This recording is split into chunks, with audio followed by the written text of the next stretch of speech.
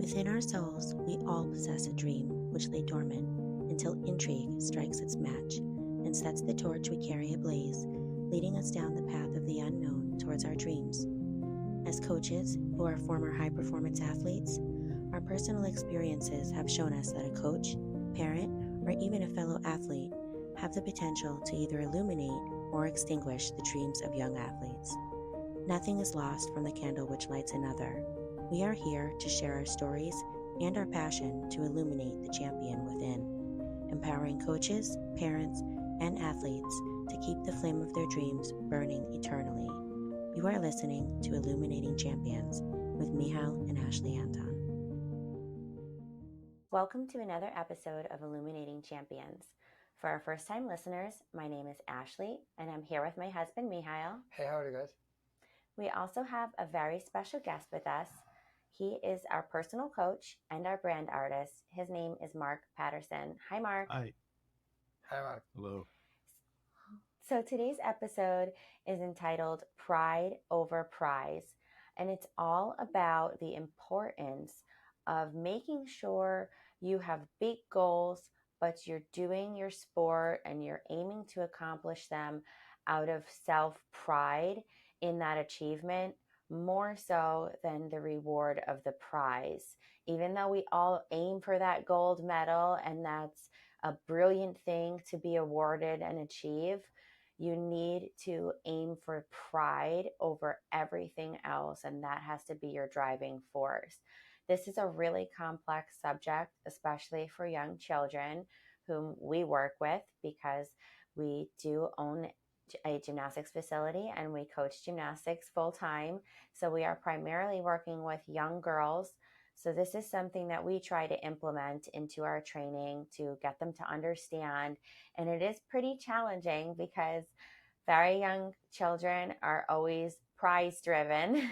So we'd love to dive further into this subject. So we are going to have Mark help us do this by getting us started off today. So why don't you go ahead, Mark? Great. Well, it's a interesting topic. I mean, when you talk about training young girls, how to really not just do a sport, but how to live life. The idea of we don't want to always be chasing something like a medal and that.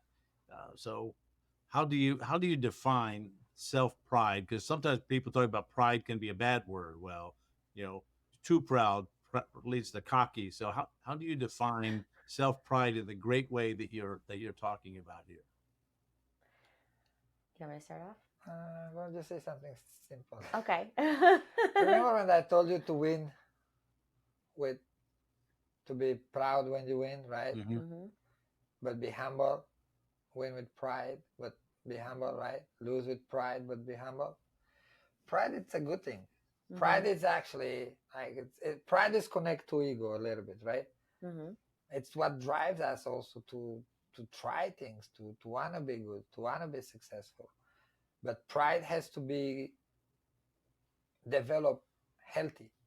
And that's why it's important to have kids in competitive environments at a young age, because they can develop that healthy pride.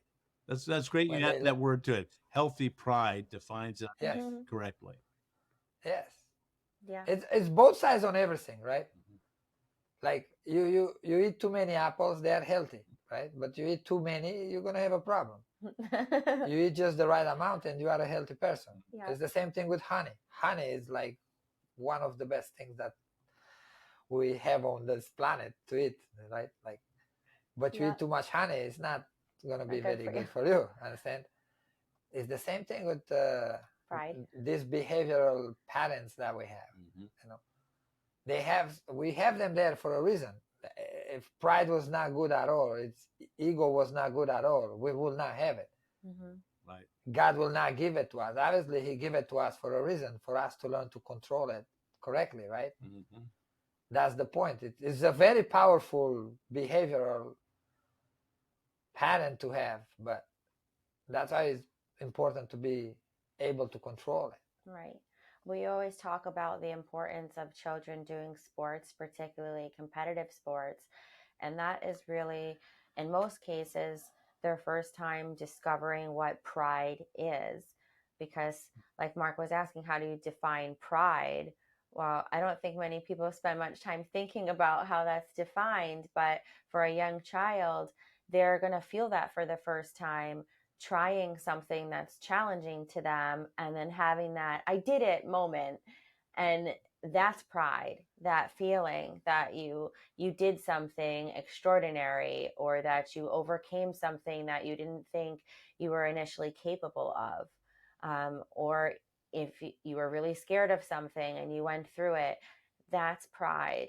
And most children don't experience that feeling until they go to a sport, because other than that, everything's just kind of your normal life, or it's a game, and it doesn't have too much meaning to it. But when it's something profound and something very challenging, like gymnastics, where even if they're doing a recreational class, the sport is just so hard that it takes all of your effort to do a very basic skill.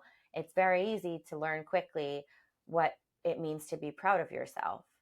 Um, Boy, along and those lines, Ashley, yeah, when you just said that, I looked up the definition, because pride is a word we say, but you yeah, don't really think about what is the deep meaning. How did that word evolve? Here, pride, yeah, a sense of one's proper dignity or mm-hmm, value, self-respect. Second yeah, definition, the pleasure or satisfaction given in an achievement, possession, or association. The mm-hmm, negative is the arrogant or disdainful conduct, a treatment, or haughtiness. So I think when you look at the definition, you're right. The sense of achievement. Be mm-hmm. proud that you won, not boy, like I got another gold medal and you don't got one. Right. Yeah, that's an unhealthy pride. You Yes. understand? Right. So healthy pride is a very good term. Yes, that's why I told you, like, it's very important for kids to be put in competitive environments at a young age, to Mm-hmm. learn how to compete, to learn how to want to be the best, but in a healthy way, to have pride, but in a healthy way. Right. Understand? To learn to respect themselves in winning, respect themselves in losing, and respect their competitors. Respect the ones that give them the hardest time in that competition, the ones that win in front of them, and still have pride about it. Like, Yeah. you're not gonna walk with your head down and out of the arena just because you lost a competition. Right. Because you cannot define yourself proud, full, just when you stay on the first place with a gold medal around your neck. Right. Right. You're the same person. You put the same work. Just you make a mistake that day, or you didn't have your best day. Depends on, I don't know. You have a headache or whatever, other physical problems. But you are the same athlete. You're the same person. Right. Well, that's why you have that phrase, I do it with pride, Yeah. because you need to have that respect for yourself, that you're engaging in what you're doing with value and with meaning, and you are proud of your effort. You're not doing it just to take pride when there's a prize attained. So that's challenging, because you also do have to be proud of the prize as Yeah. well. You need to be proud when you do so well that you are standing atop the You see, podium. when you do well, it's easy to be proud. Mm-hmm. Let's put it that way. Like, if you are on the first place, you are world champion, Olympic champion, and you hold that gold medal around your neck and the big trophy, yeah, you're going to be proud. Everybody's looking at you. You are the center of attention, right? Mm-hmm. You're the number one in the world. It's easy to be proud. Mm-hmm. It's much harder to be proud when you come in second place, in last place. Mm-hmm. You know what I mean? Sure. That's when it's hard to be proud. And that's when you see that behavior from the beginning of the career, like at a young age, when someone had a good coach and good guidance in the beginning of their competitive life, you can see it later in their career, because in situations like that, when they don't win, they have pride, Right. and they have respect for themselves, and they have respect for the opponent. And I always go to, like, the fighting sports, like boxing, kickboxing, MMA, because those are sports that are done because of pride and ego. Understand? Mm-hmm. It's two men, two women going against each other to knock one out cold, to prove I'm better than you. Understand? And you see it sometimes. You see the guy that's supposed to be the winner, supposed to be the champion, gets knocked out, and then at the end of the fight, he has the most humble and respectful speech or a knowledge of his opponent, you know, Mm-hmm. and that he still holds himself at the same pride of a champion, even though he lost, you know. And sometimes people look at it as like, oh, why he's so like cocky? He just lost the fight. I'm like, he didn't lose his career. He lose a fight because he make a mistake, but he's the same athlete. Mm-hmm. He knows that he put hard work behind that competition.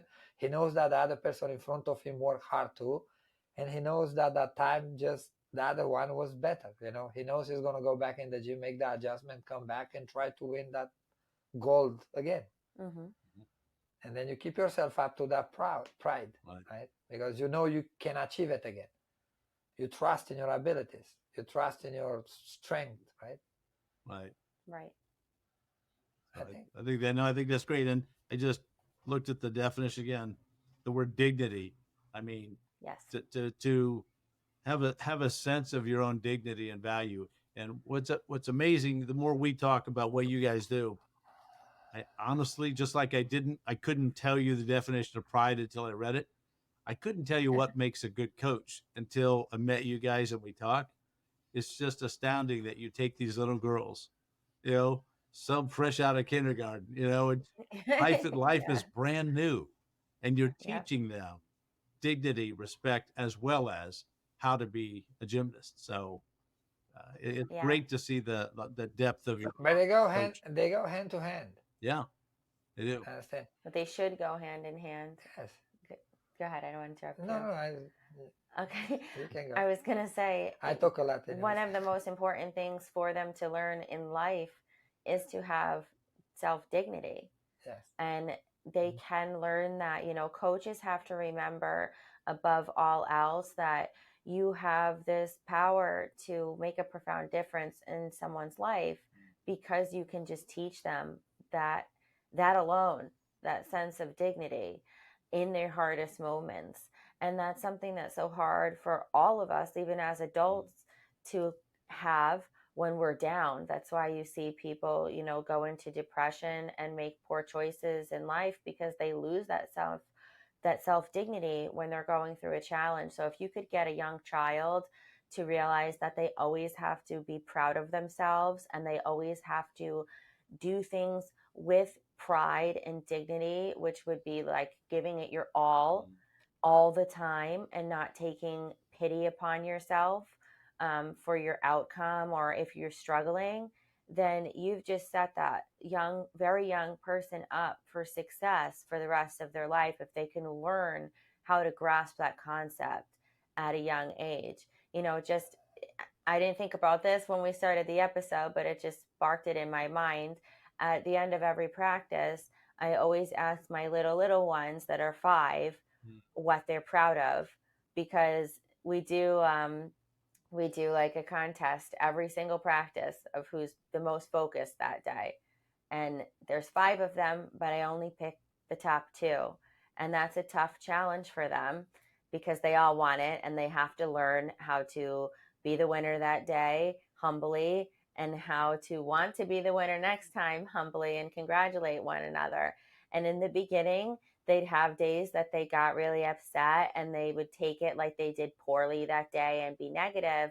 And we have many discussions about not doing that and focusing on the good and aiming to strive. And last night, without me asking them anything before I told them who it was, they all of a sudden by themselves were like, I'm proud of this today, one by one down the line. And I was like, okay, you got it. And then, like, it's not that they didn't care who won, but they realized that I'm proud of what I did today, no matter the outcome, if I'm the winner or not. And I was like, okay, you got it. Because at the end of the day, you see, like, you have to teach them to understand that they put up a very hard work to get to that competition day, or to whatever they want to achieve, whatever tests or task they want to achieve. If you know you put the work, then you should be proud of you, even if you fail at it or fall at it. Understand? Like, you have to acknowledge the fact that, yeah, I worked very hard. I was not good enough at this time. Right. I have to do more. Understand? And acknowledge the differences that you have to make or things that you have to adjust. Now, But she said about dignity, that's very important. And obviously, dignity has to do with pride, right? Mm-hmm. It's connected to it. If an athlete doesn't have dignity and pride, they're not going to perform well. Doesn't matter how talented they are, doesn't matter how strong they are. You know, they're not going to believe in themselves. And they're not going to do well in competition under pressure. Mm-hmm. You know, like looking back now at my career, you know, back in Romania, doing communist socialism, right? They never teach us to have that personal pride Mm-hmm. or personal dignity. Yes. Understand? The pride was for the country. The pride was to be the Romanian champion. The pride was to bring Romania a gold medal. That's But you as a interesting. person, you had no dignity. You have no pride. And they did that to you, like in the gym. My coaches used to take your dignity away from you. Understand? Like humiliate you and like make you feel like, you know? And that was not good. Right. Because you take an athlete that's very good, is very talented, is very competitive, you know, and then you break them down emotionally. And then they go to competitions, and then you walk into an arena and you don't look at yourself like, you know what, today I'm the best here. I'm going to win. I'm going to perform the best possible. You walk in and you're doubting, and then you have a bad performing, a poor performing, and then you get reprimanded more. You know, that's how it was for me. I have competition when I compete very well, and everybody was like, wow, right? And everybody was expecting me, even when I didn't perform well, they expect me to perform good. I just had a bad performing because my coaches put me in that situation emotionally, and they will not understand, and I will not know either because I was very young, and they will look at me and they will be like, yeah, I am an idiot. They said I'm an idiot, or I'm stupid, or I'm retarded, whatever words they used to me. And then I will leave the arena after a bad competition and look in the mirror and be like, yeah, Michael, you are retarded. You shouldn't do the sport. No? Because that's what my coach told me. And like I'm not using the word just to be offensive to people. Like that, I was called that many times. Understand? Wow. And then it's hurtful for an athlete to not have the tool from the coach to have his own dignity, to have his own pride, and especially in the moments where they perform poorly. And that comes also from, like I told you, the coach is the one that give all those emotions to the athlete. Well, It's one. you just said that happened how long ago? 20 years ago, 30 years ago. See, those words leave scars. Those words leave scars. 40. 40. I was giving you a break. 38, 37. But look at the scars that does. So I think you guys are great coaches because you have that experience. You would never do that. You do the. You know, I have to tell you something. You said the word scars. I have a lot of them. You see, like on my forehead, on my eye, I have scars. I have a lot of them, physical scars. But no, emotional scars are much more deeper. Understand? Because I do have scars. Like if you look at my forehead, you look at my eyes, I have scars. But those doesn't matter. I forget about them. Understand?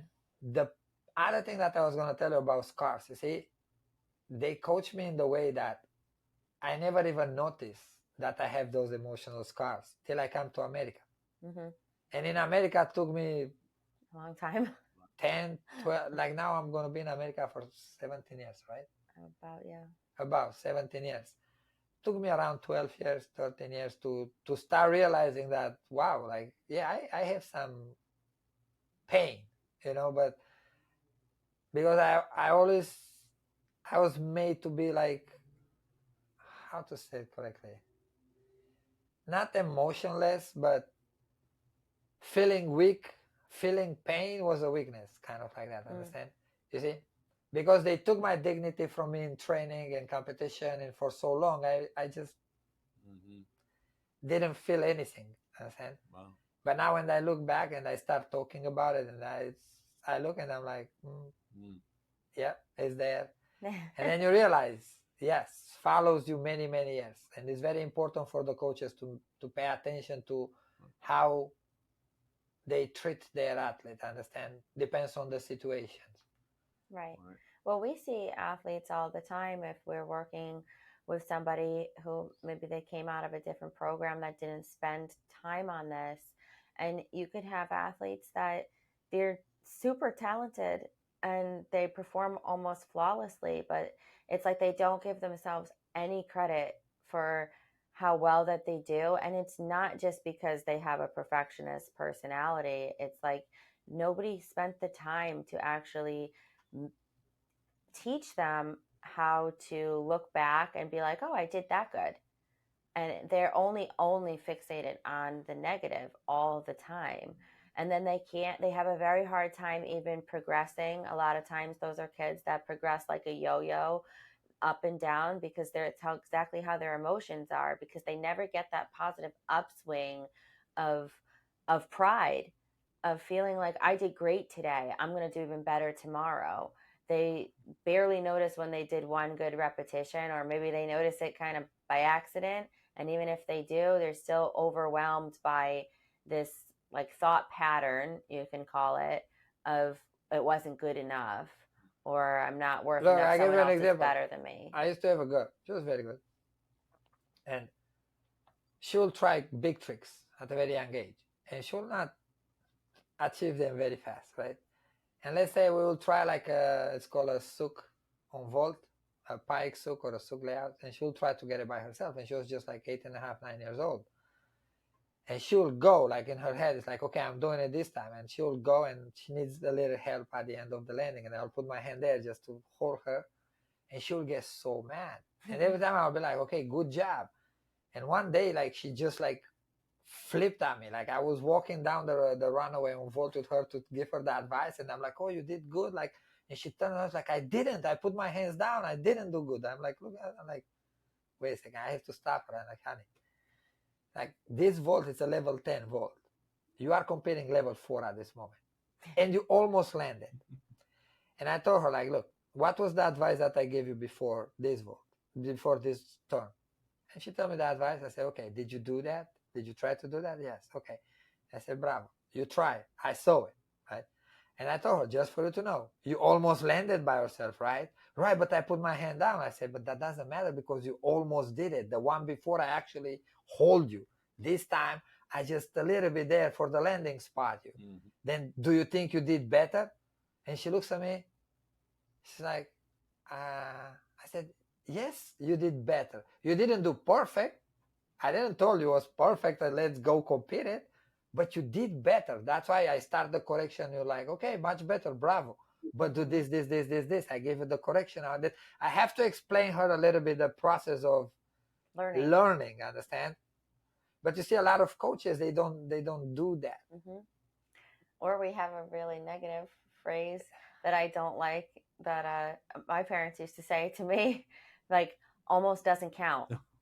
And it's like, almost does count, because if you get excited by the almost rather than like almost doesn't count because I didn't do it, then you're going to do it. You have to be excited by the almost, which is what you were telling her. You can use this phrase as a motivation sometimes, right, when you have someone who's very good and they want to go to win a competition, and they go there, it's like, oh, I almost did my routine. Like sometimes I joke with the girls that are very good like that, and I'm like, okay, tell the judge at competition I almost did it, right?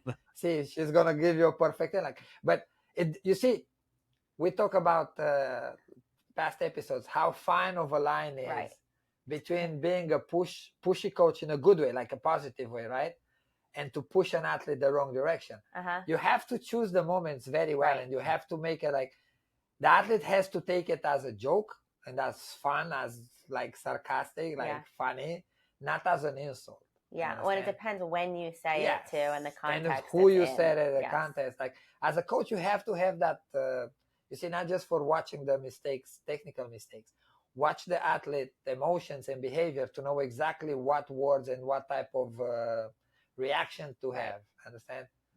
Because sometimes you can have the same reaction. You tell someone like, yeah, you almost won, and she's gonna go home and quit the sport, because for her that's gonna be like an insult. No, she has a knife on her back and you just hammer it through it. You know, I mean, like, you have to pay attention, because not everybody can take a joke like that. But you can listen. That phrase is like that you can use them as a positive. It depends when you say it. In a learning situation, when somebody's really close to doing something and you know they're probably frustrated they didn't do it yet, that's not the time to say that. Yes, and depend on the athlete. You have to pay attention to that.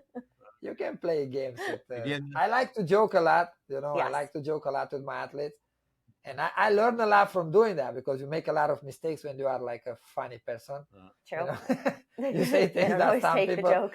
someone laughs and the other one gets offended, and then you feel bad about it. It's like, but you learn, and well, I make mistakes.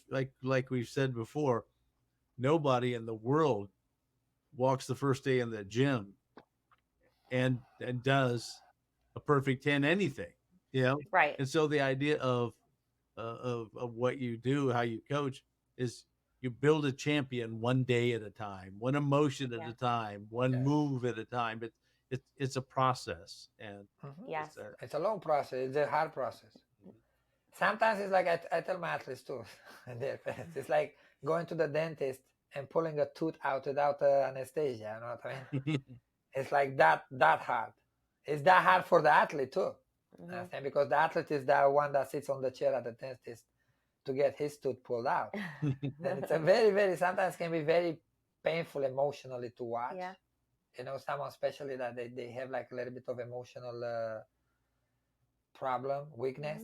That's very, very hard to watch, especially. But coaches have to try. You have to try. You have to try to find ways to work with it and teach them to be proud and teach them to have don't take that dignity away, because when you take that dignity away from someone, it's like the worst thing you could do. Yeah, you take the power. That's your power. It's your dignity. It's your pride. You think like Carl Lewis become a Olympic champion because he was how to say, not humiliated, but he didn't have dignity. What's the word in English? Undignified. Yeah, well, when you miss pride and dignity as a what's the word? Undignified. Undignified, yes. You think he felt undignified at the Olympics? The guy didn't have shoes and he beat everybody. That guy had pride and had dignity. He told everybody, like, I'm going to show you. I came from this poor environment. I maybe didn't have food. I maybe don't have shoes, but I'm going to beat you because I'm the best in the world.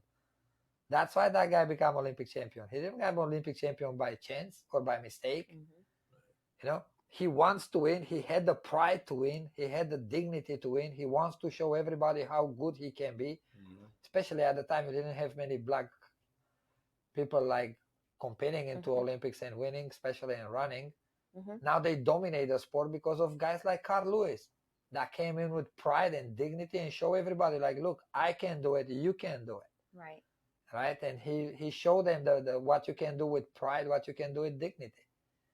And that's why it's very important to teach that to young kids. Well, as you said many times, part of building this champion mindset is not so they can just be great in competitions, but so they can be great in the bigger competition as they go out into the world of work and life. And so the idea is pride over prize. Imagine if they go through work to just seek healthy pride and dignity versus fame and fortune. It's a great lesson. Yeah, I think it's one of the most important lessons, and it's the way to ensure that they're always going to be respecting themselves and they're really going to put forth their best effort because it matters to them, the importance of knowing that I gave my all and I am aiming to be better all the time, and feeling that I gave my all makes me happy, and correlating the two directly. Then you're always going to have somebody that's apt to be successful or to do well in school. And those are people that become very ambitious because that drive just builds and builds and builds like a snowball, because they get joy out of giving 100% of themselves, and they take that with great importance, and it does give them pride. And they're not going to be super depressed if they don't attain something right away, because they've learned to go through that challenge and keep aiming for it. Then if they're not the one that gets a position or gets a raise at work first, they're going to keep striving for it without going into a negative spiral mentally. Yes, and pride, like, also like teaching them how to be proud also like helps them later in life, not getting depressed, not letting themselves down, not getting addicted to drugs and Right. alcohol, right? Because someone who's proud of himself or herself is going to keep themselves at a high standard. Mm-hmm. You're not going to want to, doesn't matter how much money you have, doesn't matter how big of a job you have, you're going to keep your person as a high standard. Mm-hmm. You know, like when I was sleeping in her car, like nobody knew that. Wow. Like, see, she's laughing. Nobody knew. You didn't know I'm homeless. I didn't walk around the streets like smelling or like not being dressed. You know, I had a bag of clothes that I have that was always clean. I'd always dress nice. I walk around with my head up. You know, nobody have any idea. Mm-hmm. And I didn't want people to know that either because I had pride. Understand? Mm-hmm. I didn't put myself in a situation where someone could make me feel inferior because I was smart enough to understand that, yeah, I can go in some places where some people at that moment could make me feel that way because obviously I was sleeping in the back of a car and the guy was sleeping in a $2 million house. Like, but I carry myself around with respect for me first, and then everybody else respect me. You know, nobody treat me like I was a little peasant because I didn't let them do that. I didn't accept that. Understand? Well, I think that's why performance sports, especially individual like gymnastics, are so beneficial for this aspect mentally, because children have to learn that they're going to go out and perform in front of a crowd of people, and they need to make that brave decision of being like, hi, look at me, I'm important, and I've worked hard to be here, and watch what I can do. Even if I mess up, I'm still, an amazing person because of what I'm attempting to do. And that takes a lot of courage to do, because of course their initial thought is, I don't want to make a mistake in front of people because what are they going to think about me? And they have to learn how to choose to be proud of themselves more than they are embarrassed about making a mistake, because they have to take pride in what they're attempting. Look, I'm going to give you an example of pride. Right? I was here in America for a couple of years, 2 years maybe. Yes. And I was just like starting to like go back on my feet, and I was doing some private training. It was like right in the beginning. And was this lady, like they was very rich. And I did one private, two private to her daughter. Like I would go to the gyms and the gym will let me in and I will give them money and maybe sometimes train their team. And she was a little bit disrespectful because she missed a private, but she's supposed to call and say she's not coming, and she didn't call. And I know she's like, what story he's gonna say now? I know which one it is. And anyway, short story, like she called and she tried to be like very snippy and very snotty, like, oh, I'm gonna pay, like take my daughter and I'm coming Monday, whatever she wants to come. I said no. And she's like, no, I'm coming. I said, no, you're not coming. Like, I'm not gonna work with your child. And she looks at us like, what, my money are not good for you? And I said, no, they're not. You know why? Because my pride was overpriced, right? Yeah. She thought because I'm an immigrant in America and I need her money, she can talk to me and do whatever she wants because I'm just going to accept it, right? Because I need her money. Mm-hmm. She didn't understand that, yeah, I was poor, I was an immigrant, but I had a lot of pride. Yeah. And in the end of the day, she was the one needing me to teach her daughter. Mm-hmm. I didn't care about her money that much, obviously, because I was born poor. Like she couldn't comprehend the way I'm thinking, understand? Yeah. Because now she had over me, she had the power of wealth, right, in her head. But that didn't work. I was the one with the power. Because of the pride. Because of the pride, understand? And I didn't work with her. I was nice. I was respectful. I said, no, I'm not going to work with your child. And she tried to convince me and convince me and convince me. I said, no, I don't. To the point that she was like, okay, how much should I pay you? I said, no. I said, no. Like, that's it. Like, you're not going to buy me. But that's what I was just going to say. Pride makes you, as an adult person, have that ability to just not be bought. because you're going to stick to what you value and Yes. do what makes you feel proud of yourself more than you're going to look at, greed and wealth and money and be motivated by the wrong things. And I'm the same way today. Hmm. Like you cannot buy me. And it's true. Like I know someone's gonna watch this video. It's like I call this guy, I give him $10 million. I'm like, okay. If it's not something that you really want to do, Yes, yeah, you're not going to do it. Just I have because my of pride money. and I have my how to say, my standard. Mhm. And my pride is controlling that. Right. Mhm. I'm not lowering my pride because you try to pay me, because that would be for me having no pride. Mhm. And it's the same thing in competition. You cannot lower your pride just because you didn't get the gold medal. Your pride has to be the same, no matter who the person in front of you is. You know? Right. Well, I think that it's so important and it's tricky for children to understand this because, of course, in competition, there are prizes at the end.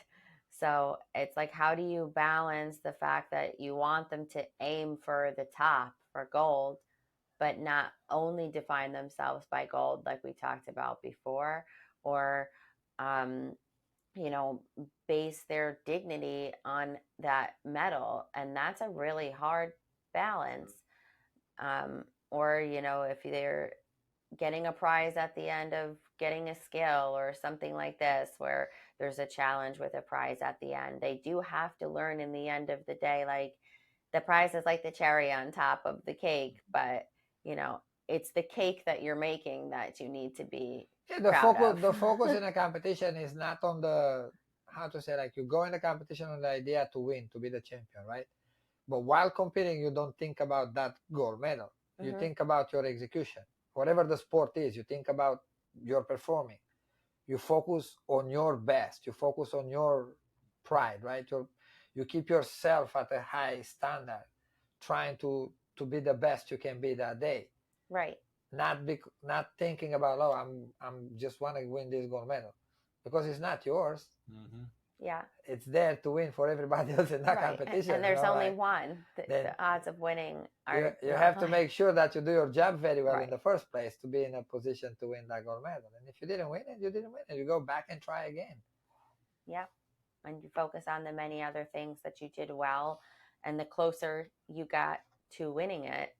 So that's what the focus has to be, in sports and in life.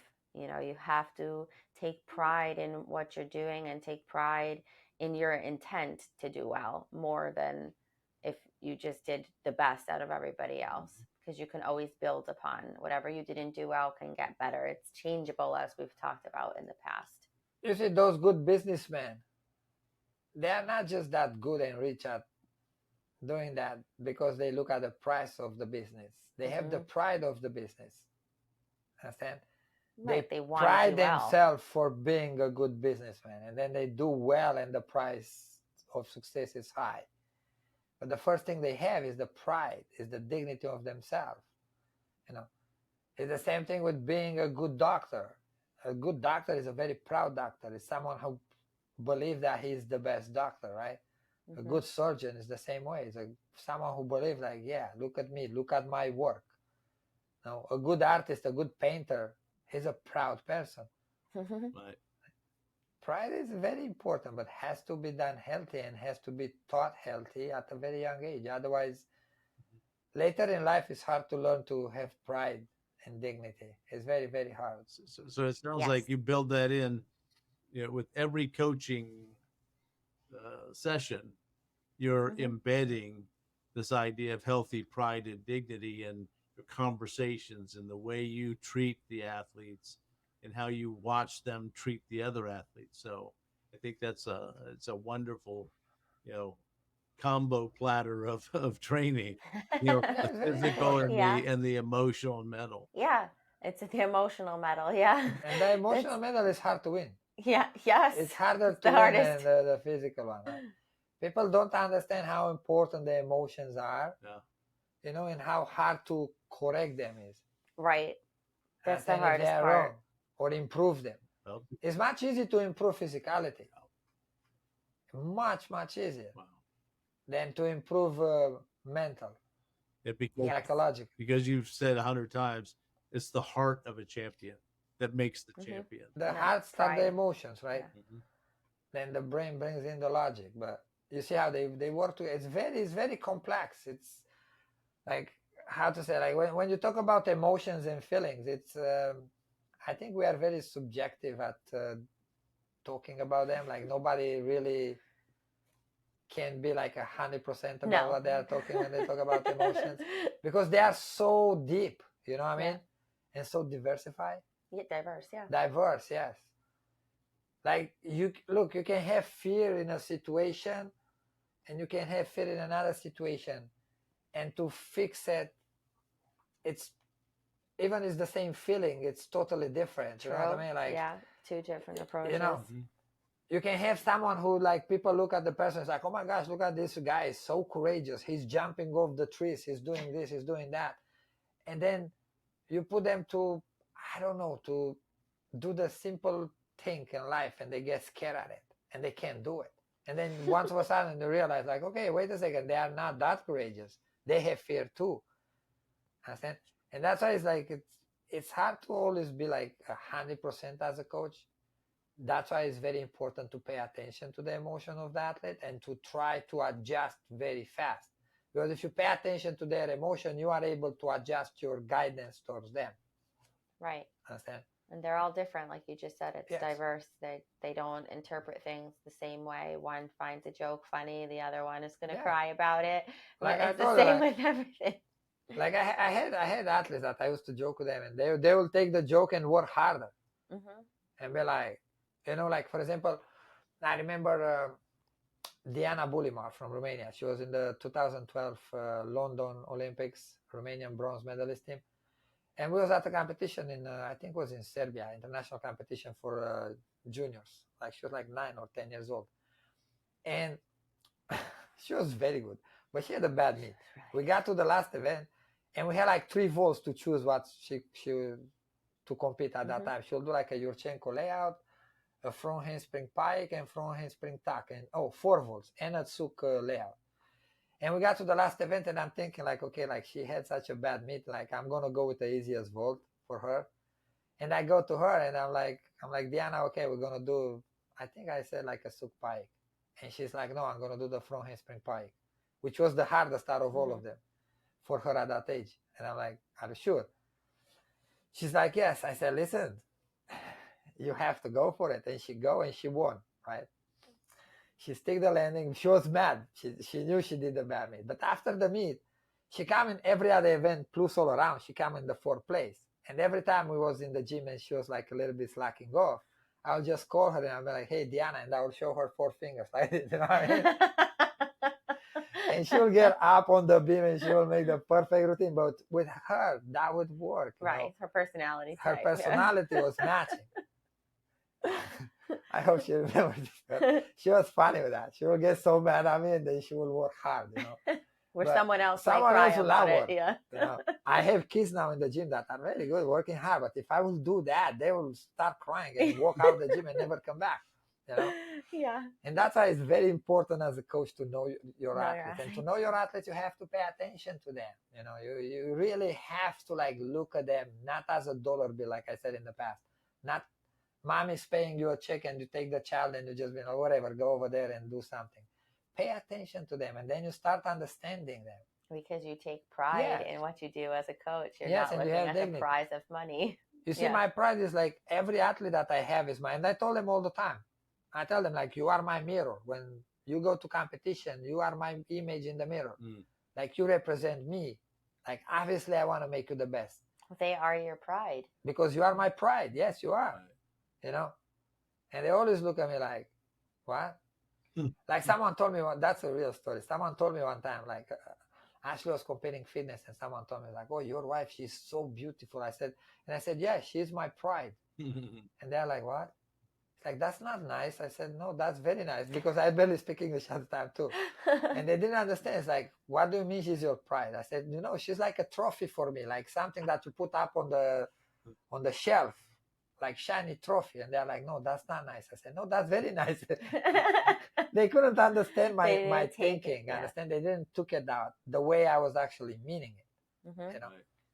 they didn't understand the pride and being proud and having Because something they were valuable. looking at They the look at material what I thing, said. yeah. Yes, you see, they look at material. When I said trophy, they look at the An prize. object. Understand? Like the gold medal. It's like, oh, for him, it's just an object. It's a shiny object. Right. But I didn't mean it that way. Yeah. You know.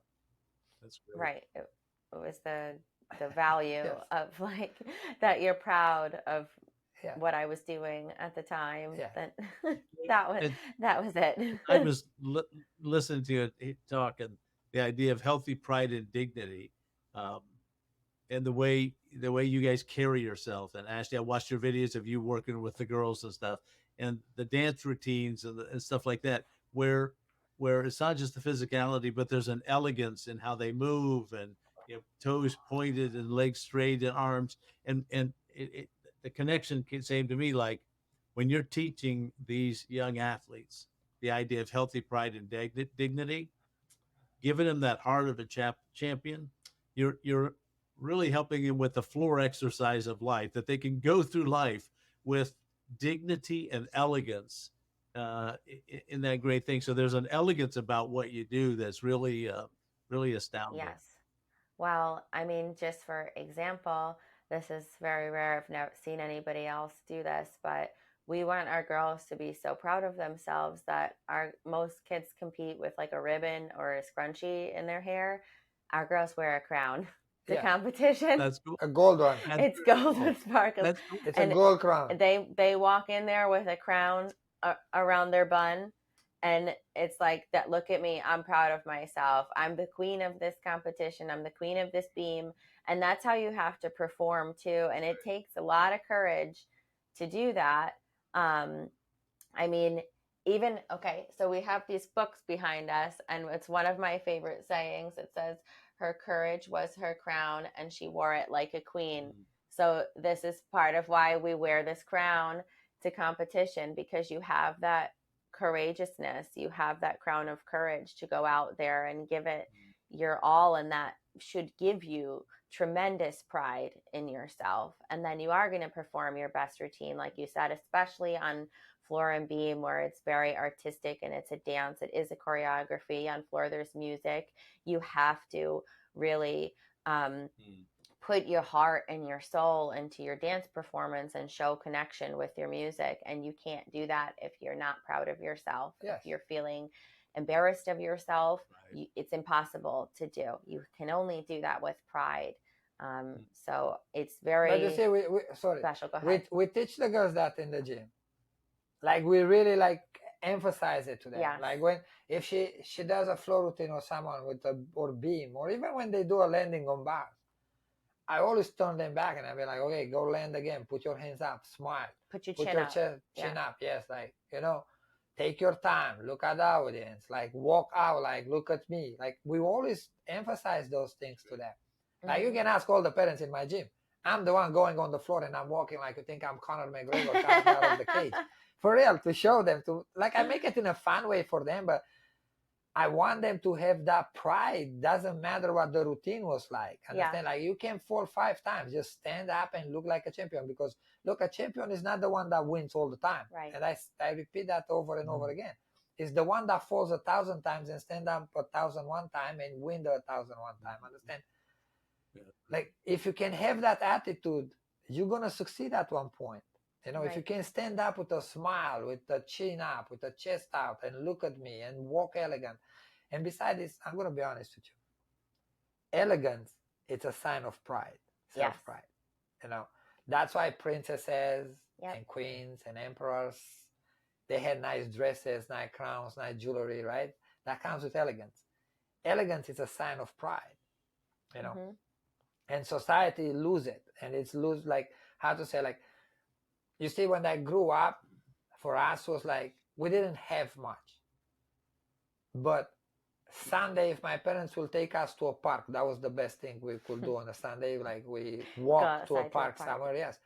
I had white socks, black shiny shoes, nice shirt and a nice button shirt. And I was my hair was cut, I was showered, I was clean, even though we was poor, my family put pride, and my father put pride in our look, in our presence, understand?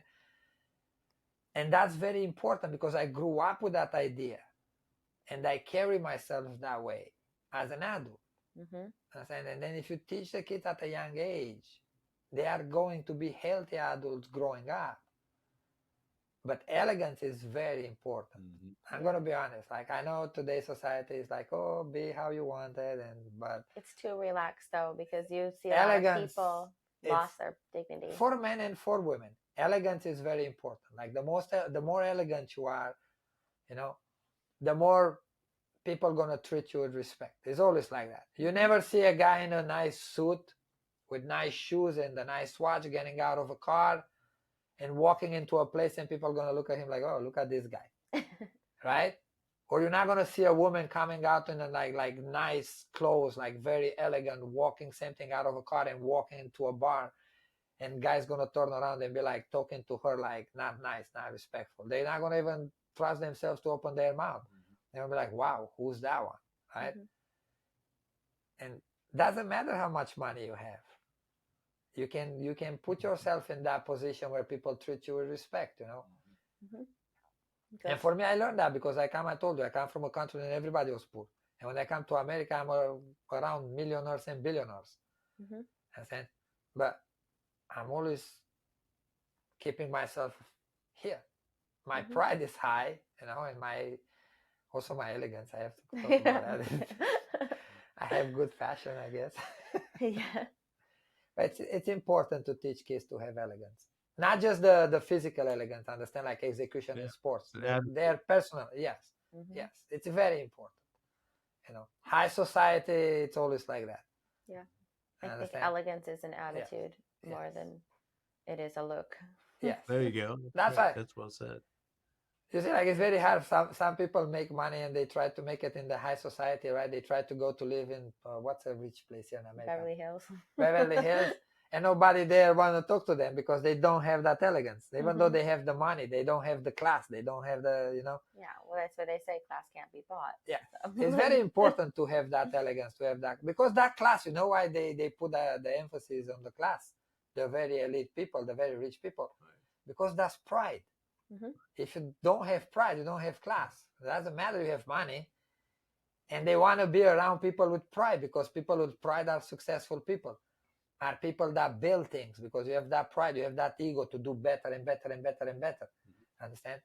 And that's why they want people around them that have the same prideful behavior, right? Yeah. Well, that's why when you hear, I don't know if you noticed this phrase yet, but that's like you hear the phrase being a class act. That's why somebody did something with tremendous pride, and it was noticeable in how they carried themselves, and they obviously are going to do a good job at whatever it is and be a good person and do things with morality and have great value for what they're doing.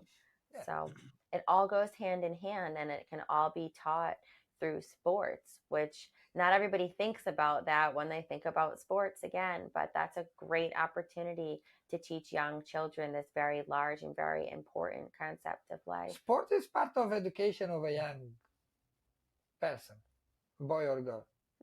And special competitive sports, because builds a lot of character traits that are very important in life. Like look, we talk about pride, but we talk just about the positive pride, right? And the healthy pride. You can have very negative pride, and that can ruin you. Understand? You have someone whose pride is like, and the ego is like very unhealthy, and they go nowhere. They can't get a correction.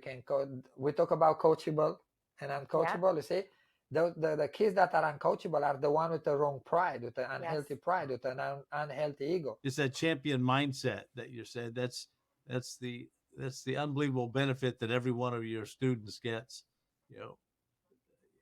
A mindset, an attitude of how to always be the best in every aspect of life. Yeah, but be humble if you're not. Be respectful if you're not. Like I told you, I teach my athletes to want to be the best. That's the key of competing. If you compete in something and you don't want to be the best in it, don't do it, because you're going to be mediocre. There's no point of you spending money, time, and energy Because you're not and doing it doing with something that pride. you're not going to Right. try to win at it. Like, why are you going to do it? Mhm. Stay home, do something else. But you Right. have to teach them correctly. You have to teach the kids correctly, and you have to teach them to have the right, healthy emotions. Understand? Yes. Because otherwise they hurt themselves. Someone who's going to have the unhealthy pride and unhealthy ego is going to be someone that's going to be destructive towards themselves or Yes. towards others. It's like me going back home and going to Mario Surzika and break his legs because he did better than me. Right. Or I don't know, anybody else in that generation Mhm. that did go to the Olympics in Sydney or in Atlanta or in Athens in 2004, right? Athens. Go there and like beat those guys up just because they did better than me? No. Did I want to beat them in gymnastics? Yes. But other than this, no, I have respect for them because they worked. They did train. They did do better, even though I can go back to be like, oh, that guy's coach was a federal coach and he got more than I got, this guy. Mhm. But in the end of the day, they also did the training. Understand? They also worked hard. They was good enough to take my spot, then hands down to them. And I respect them. Why? Because I have a healthy pride. Right. Understand? I think we could do a whole episode Yeah. on unhealthy pride and avoiding it. But I just wanted to go back and tie off today's episode because we want to focus on this healthy pride Yes. today. So we want to always leave everybody with tips for creating luminous moments. And our first tip is always for coaches. So I know you're going to want to jump in on this Maybe. one. But do your job correctly. yeah. But for coaches, take time and realize before you set foot inside the gym or whatever sport that it is that you're teaching, that one of the largest values that you can teach someone and the most beneficial is to have that sense of self pride and self dignity. And remember that before you start each training and figure out ways that you can implement that into your coaching. Take time to ask questions about what your athlete is proud of, especially when it was not their best day. Make them find something that they're proud of and then aim to be better, because then they're going to carry themselves with pride. And we were just talking about elegance and presentation. If you're in a position where you're coaching and you have the ability to decide what your team is wearing or the look that you're going to create for your team at a competition, make sure you take time and make sure it's a special one. They should feel like they can walk in with pride and elegance and dignified and feel special, because everybody always nowadays likes to say it doesn't matter what you wear, but in the end of the day, it does. Put something extra special on, walk around with pride, and really give your athlete that sense of like, I'm special today, I'm important, I'm here no matter what level they are. Make them feel important. And for the coaches too, to remember that if they do things not correctly, like Ashley just said, they have the power to take that dignity and pride away from the athlete. Yes. And that's going to ruin the athlete.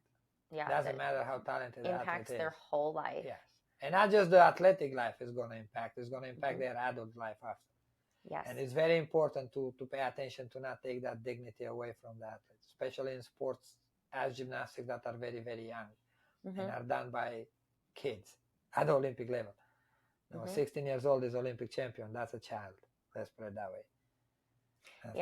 I think, well, the reason why I connected with Michal so much actually when we first met was I could tell that he had the same notion with coaching. Like for me, I never wanted to coach gymnastics. 1 second. I thought it was my looks. Well, it was both, but in professional I always aspect, thought I looked so good. I was like, oh my gosh, like really? You did, but on a professional level, working with you as a coworker, okay? Thank you. That's why I connected with him. For myself, I never wanted to spend my life coaching gymnastics because I didn't realize the important role that I could play in teaching somebody gymnastics skill. Yeah, I love gymnastics and I think it's amazing, But as a child, that's not what I wanted to be when I grew up, because I was like, okay, big deal. I taught somebody how to flip. It's not that big of a deal, because I didn't have really coaches that coached on that deeper level. And then as I got older and I experienced coaches that did make me lose my own self dignity and not take pride in myself, I began to realize, when I was put in a life situation where my own teammates didn't have a coach and I started coaching at 15, the thing that made me decide to do it was, I need these kids to know that they're important and that I can be the person that shows them to have self dignity and pride within themselves. And that was my driving force. And for Mihal, even though he grew up in a totally different system, he did, as he just said, now much later on realize the same thing, that he was in situations that made him realize he's not, like, made him feel not proud of himself, in moments he should have been very proud Most of of them. himself. And he does also coach with that same notion that I had, like, I need this child to realize how important they are and be proud of themselves and take pride in what they're I told you in the doing. past episode, I won national championships, like the best in the country. At the time, my country was dominating gymnastics. And I left that competition feeling like nobody. Like, I didn't want to like look at myself in the mirror because I didn't win all the gold medals. Like boys, you can win pride. several medals. Like, it's like 6 events and 1 all around. It's 7. No, I win like 2 or 3, right? Gold. Right. But my coach was not satisfied with that. He wants me to win everything. And then the things that I didn't win, he didn't forget to remember them to me, like, very well. No, like, for a long period of time. Understand? And then when I'm supposed to leave a competition like that on the top of the country, right, be the best of the best, and go back in the gym and like be emotionally strive on top and of the like, world. you know what I mean, be positive. And I had to go back in the gym and sneak myself in and like try to like don't make the coach mad, because you know, and have a small heart. This is gonna hit me today, he's gonna yell at me, he's gonna swear at me, what's gonna be, you know, like he's gonna like me, he's gonna tell me something mean, you know. And that didn't help the progression after, understand? Yes. Because what was a positive moment for me turned in something that was not different than a day that was thunder outside and storm and cloudy and ugly, right? Yeah. A very significant moment became something insignificant. Yes, and you don't understand as a young child. I was like 14, 15 at the time. Like, you don't understand how it's affecting you emotionally, and then it's becoming a roller coaster. Understand? Yeah, but those experiences for both of you is what makes you, you know, great coaches. Right. Yeah, it did transform us. Yes. So, you know, we are grateful for them. It was a learning experience. I'm grateful for them, but I wish they didn't happen. Of course, because you would have had a totally different course of life. Yeah. But we have to be grateful for the life we have. I think my athletes are grateful should be for very my grateful for them. Yeah, that's okay. We can be selfless and let someone else like, be. Like, listen, this is how it is. I'm assuming, like, and I'm believing that if my coaches live in America, they will be different. They didn't know. Like, I'm not giving them an excuse, but it's how it is. Yeah. You know what I mean? It's true. It was a long time ago. Yes. So I want to move on. Our second tip is always for parents. And this is your role where you, as the number one fan, should be the number one supporter all the time. You can always make your child learn how to be proud of themselves by being proud of them and emphasizing the importance of their effort and their intent, and just keep them striving, keep them aiming for better, and keep them focused on self-betterment rather than, you know, harping on what they did not do well or they did not achieve yet when it comes to competing a sport. Because we've said this in the past, they're already going to do that themselves because their sport is of great importance to them. Then they don't need an additional, like he said, like you put that last nail, you push the nail all the way in with the hammer. They don't need it at all. And even for the parents, as for the coaches, you have to try to find every negative situation has a positivity inside there, Mm-hmm. somewhere, understand? You have to try to find that positivity and bring it out and show it in that negative moment. And that's Right. going to help them understand that they have the strength to overcome whatever the situation is and get better at it. You Yes. know, if you just point out the negativity, obviously they're going to run with that. Yes. It's true, like in a correction, when you try to get someone better, you're going to tell them what they did wrong, but obviously you have to point out some positivity over there too. Yeah. You cannot just berate them with like, oh, you look at you, you're like this, you're like that. They're gonna start believing. It's one thing to be like, oh, you need to straighten your legs, but look, you see how you're pushing your arms over there? That makes the flip a little higher, or whatever it is, right? Right. Always find something good. Find the positivity in all the negative things too. Yes. And lastly, for athletes, do your sport with pride. Love yourself while doing it. Love the whole experience, and always focus on your intent. If the intent to do well is there, then you should be extremely proud of yourself. Even and if if you work it's your hard, worst if you know day. you work very hard right. for that goal, be proud of you no matter what the Right. outcome is. Even if it's still far off from achieving, and you need to practice the skill 1,000 more times until you really make it, be proud of the fact that you are attempting to get better at it, and you're working hard at and doing what it takes to better yourself. Always be proud of yourself. Always look back and find something that you did well and be excited to do something better. And walk around at competition not afraid or embarrassed to be there. We always tell our girls, everyone in that arena is there to watch you. Then you are That's your moment. You are important. You are the VIP over there. Yes. A very important person. Yes, very important person of the day for sure. Yes. So thank you so much, Mark, for helping us with this episode. And thank you, everybody, for listening. We want to remind everybody to check out our brand new online learning platform at illuminatingchampions.com.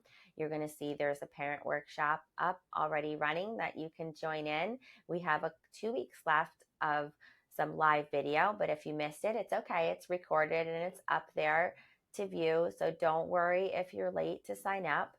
And we are going to be coming out with a program for athletes next.